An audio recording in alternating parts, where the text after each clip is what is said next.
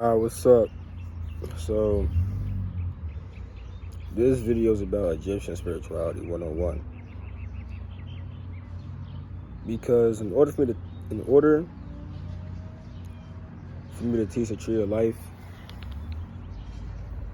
gotta make sure we understand what the Egyptians actually believed in.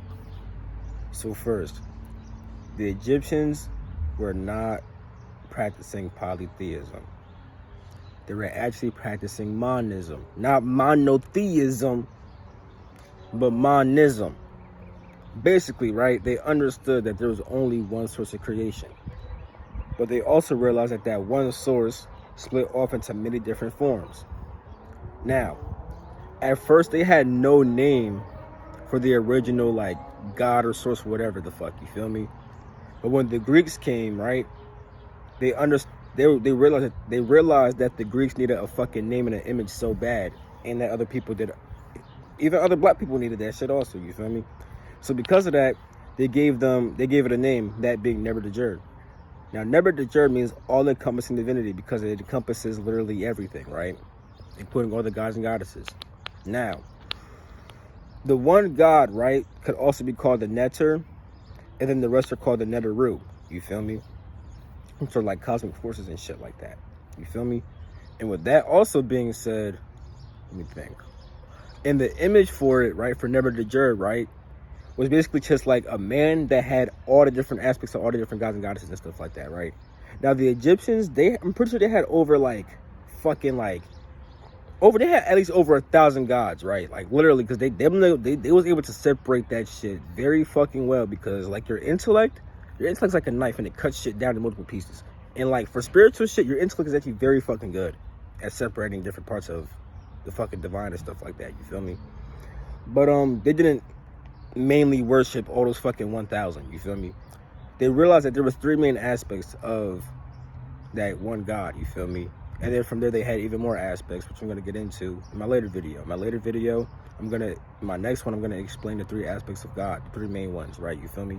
And yeah, now those, right, were Amun, Ra, and Ptah, which are high gods, you feel me? Like they're high gods of their own, because Amun, Ra, and Ptah have their own separate quote-unquote religion or theology related to them, you feel me? So there's one for Amun, one for Ra, and one for Ptah, you feel me? Those are called high gods. And then inside those like separate religions, there's multiple other gods, you feel me? That are just different parts of that one high god. And then that one high god is a part of that big giant, you feel me, real one source of creation type of shit, you feel me? So all the high gods are just different aspects of that one god, and all the high gods have different aspects also, you feel me? And with that being said also, right, the Egyptians didn't really have a religion, you feel me? Well, at least in the sense of how it is nowadays. Because nowadays, right, you feel me, you get your little story about God and shit like that. You worship God, then you hope you go to heaven and stuff like that, you feel me? That's not what the Egyptians did. The Egyptians had more of a yogic process, you feel me? And the yogic process, right, is about unifying back to the creator. It means to yoke back, literally, you feel me?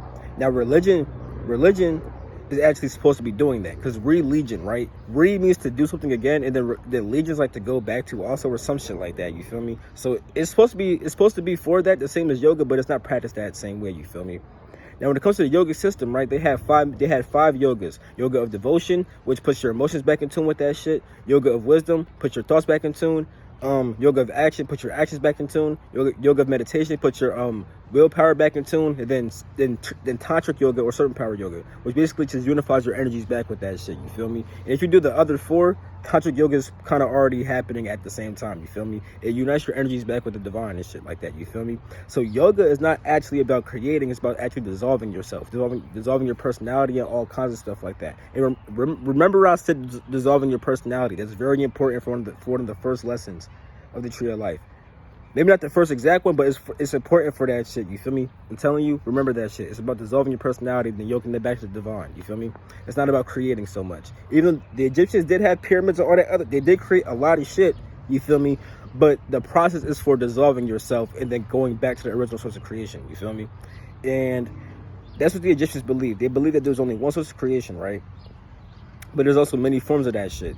And if you learn about those different forms, right, and you harness those different parts of yourself, you could yoke every single part of yourself back to the divine.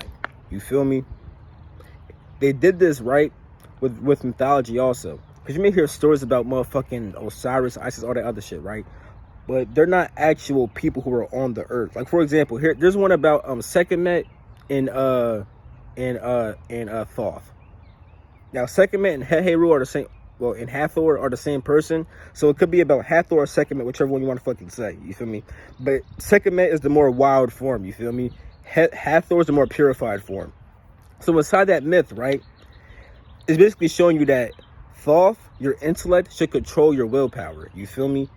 But inside the story, they talk about how motherfucking Sekhmet was just killing motherfuckers and how the Chuti just got her out the jungle, just said some shit to her, and like they just became cool and all this other shit. You feel me? But it's not about the actual. They're not actual people. They're not actual forces that were on the planet. There's just different parts of yourself, and the mythology helps you to relate to that shit. Because with the story, you relate to a story way more than just being told like, "Hey, your intellect does this." You feel me? No. Inside the story, it kind of shows you how your intellect does that shit. You feel me? You feel me? You feel me? And with that shit being said, right? That's where mythology comes from. It's mythology, meaning that they're just stories that are supposed to give a higher meaning to them. They're not actual people who lived on the planet and did certain things, you feel me?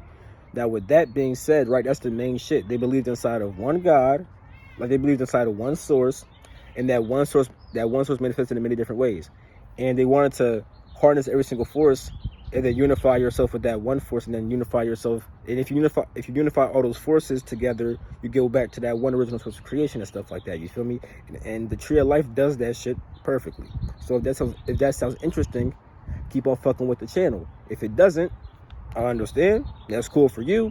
I'm still do what the fuck I do because it's working for me. I'm happy with myself, and it may not make you happy. And if it doesn't, then you must do what the fuck makes you happy. And yeah, that's it. Peace.